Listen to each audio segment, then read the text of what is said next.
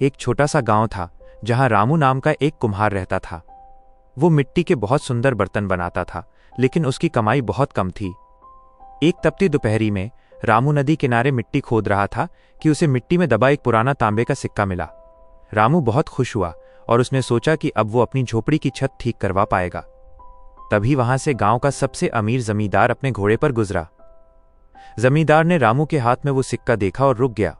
जमींदार बोला, रामू, ये सिक्का मुझे दे दो, इसके बदले मैं तुम्हें 10 चांदी के सिक्के दूंगा।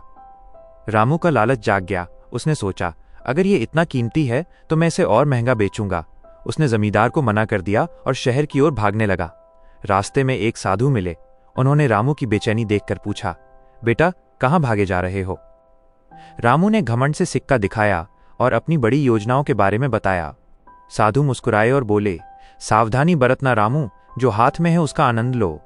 रामू नहीं माना और शहर के बड़े जौहरी के पास पहुंचा। जौहरी ने सिक्का हाथ में लिया और देखते ही जोर से हंसने लगा।